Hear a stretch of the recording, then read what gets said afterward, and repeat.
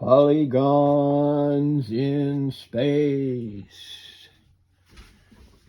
Hi, I'm going to introduce the polygons, which you probably already know what they are. A polygon is an area surrounded by straight lines on a flat plane. Okay, I'm going to explain what all that is in just a moment, and I'm going to use a SketchUp program to show you on the computer how that looks. So here's the computer screen, and it's just an empty flat plane. Now I can use my little polygon tool that they give you here. I click on it and I go 3 enter, and that gives me a polygon that's 3-sided. So it's called a triangle, of course. That's the simplest polygon, the fewest number of sides. We call it a triangle, which is partly Greek. 3-angle. Gon is Greek for angle. They could have called it a trigon instead of a triangle. So I don't know why they use partly English and partly Greek. The next polygon, if you click the polygon tool up above and then click 4, enter, you get a foragon, which I guess you would call a tetragon or quadragon or something. Or we just call it a square, which is just plain English. Okay, the next one would be 5. So you go 5, enter, and you get a fivagon.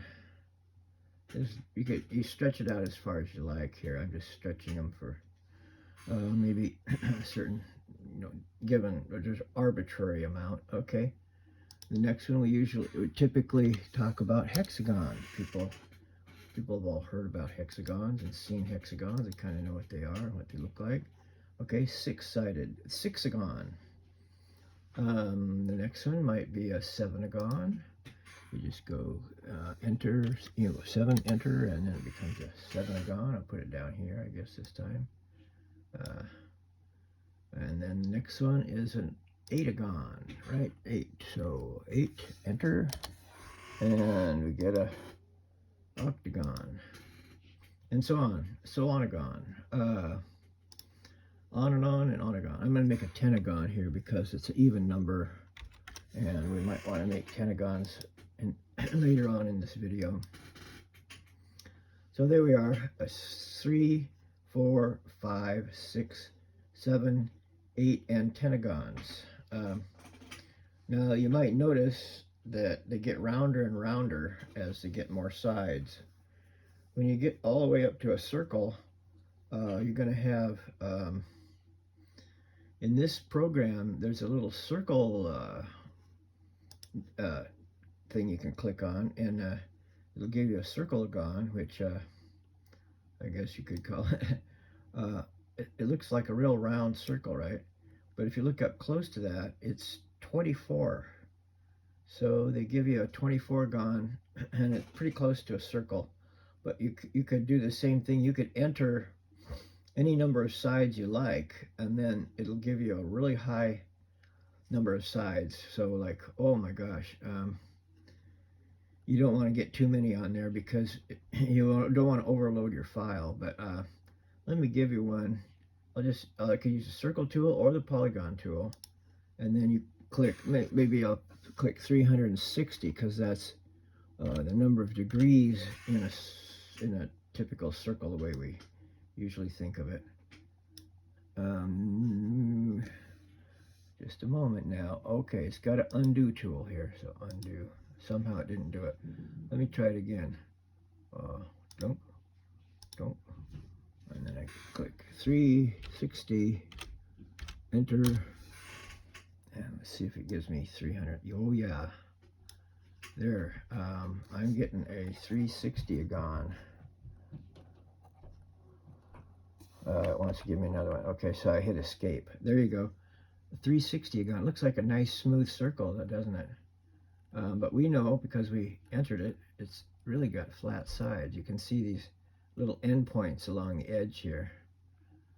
And that little tag comes up, and it shows you where you're at. It says from point, midpoint, end point, It's hard to tell on that high of a degree.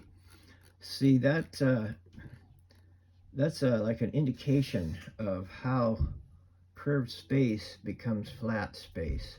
Um, you know, the Earth is curved, and so uh, we have everything is really curved, and you actually have flat space as a very small, tiny part of curved space. So the universe has curvature, but our little world has flatness that we want to. In this case, we're working in our little world of flatness, and we're that's where I talk about flat space. So we're talking about polygons in flat space. Here's an example of a big, sphere. It looks like a sphere. It's round, and in this program, it's 3 dimensional, so I can turn it, look at it from many different sides and things. Um, and but of course, just like as I did in the circle with many sides, it's composed of all kinds of short lines, straight line. This sphere is actually composed of many little flat um, planes. They call them squaregon or four-sided fourgons. Um, a squaregon would actually be equal angled. These are not equal. They're just four-sided, but they're odd, different angles and lengths. And they call them quadrilateral. I don't know why they have to have so many different words for things, but um, so this four-sided shape here, which we'll call foragon, is I can select it, and then I can take the move tool, and if I just drag it, it stretches everything. But if I click control, then it'll move it, and I can put it somewhere outside of there and then do stuff on it. Okay, well, anyway, in this program, as you know, it's 3D, so I can look at it from different angles and stuff. So there it looks at from different angles. It's just a flat plane. So that's the plane we're working on.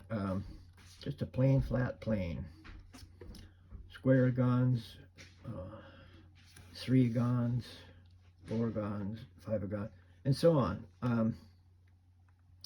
That's a So what are we going to do with these polygons? Well, we're going to try to figure out ways to cover the whole area.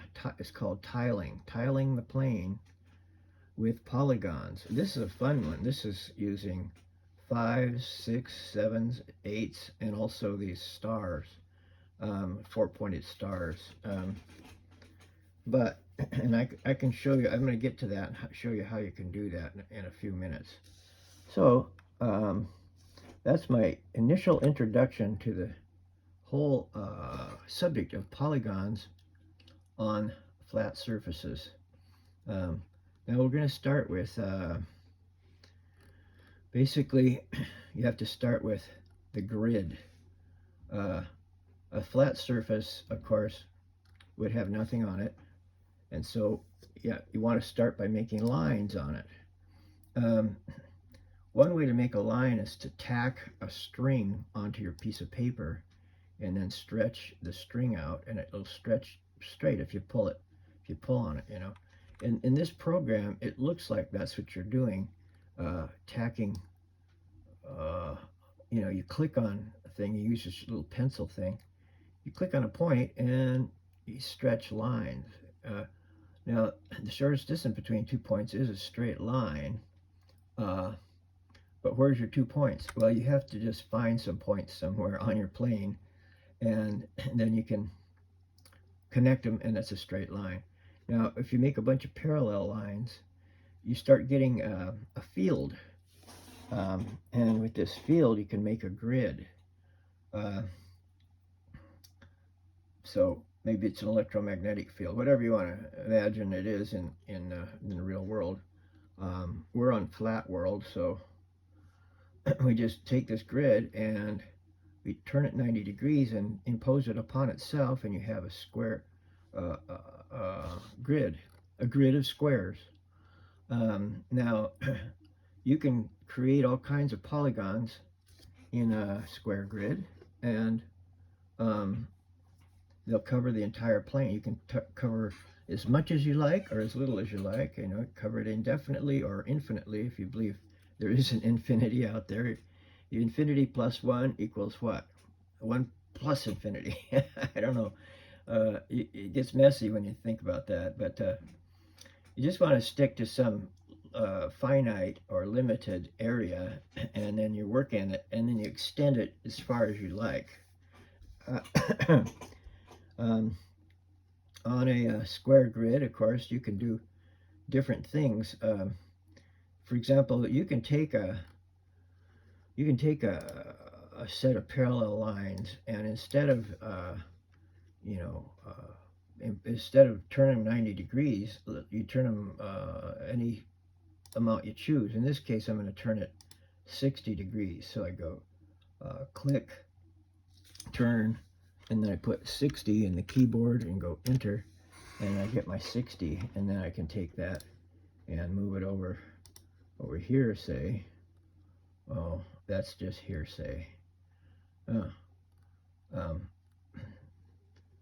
no, see, these other parallel lines are already turned at 90. So what I did, I've got a grid here of parallelograms, and the angles are at 60s. So what I want to do instead is escape and go over here and turn this. I could do my undo tool, undo it, and then I just turn this 30. So I still end up with the same, I end up with 60 degrees to the other grid.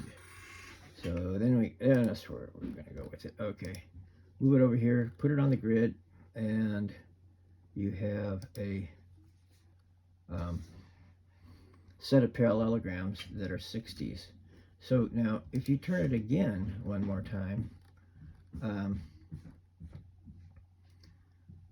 you can cross the set. Now, this set of parallelograms is similar to a set of squares, but they're just not all 90-degree angles. And so it's another grid. It shows that a square grid can be tilted into a parallelogram grid, or these are also called rhombuses.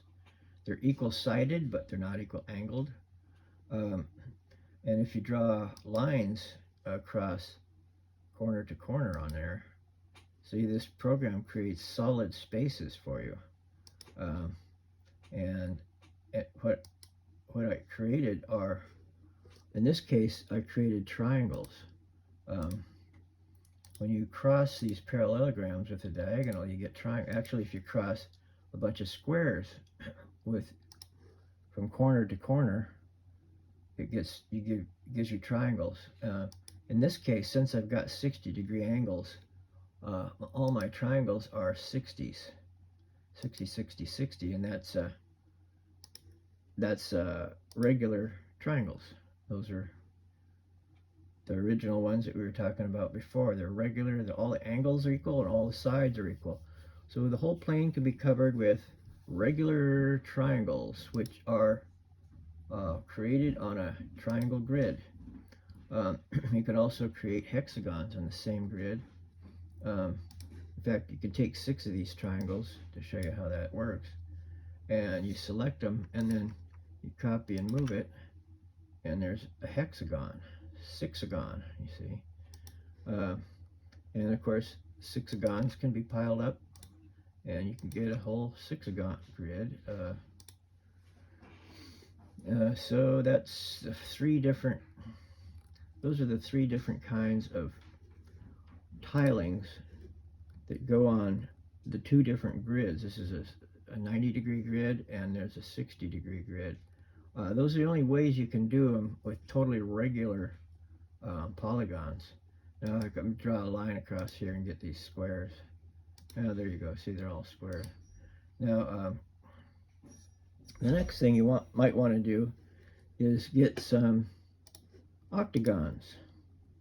One way to do that is to just take your drawing tool and draw diagonals on the squaragon grid, and you put these 4 corners in there, and you got an octagon there. But the thing is, that's not gonna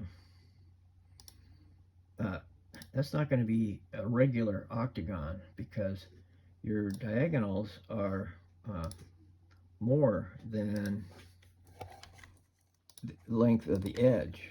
See, a diagonal is longer than just a regular edge. So if these are the edges are 1 by 1, all these squared 1 by 1, then this diagonal is the square root of 2, which is 1.4140236 something something. And that's longer than your regular edge. So you got a square that's long short, and that's okay. You can still make a tiling of the space with these long short octagons. And in fact, this kind of tiling is kind of nice, because the areas of the squares, well, no, this is the way I pile these up. The areas of the squares are on the shorter side, so that's one. So the octagons are slightly bigger, but I can take this and go over here somewhere and pile these up another way. Pile them up that way. Oh, let me see, that way.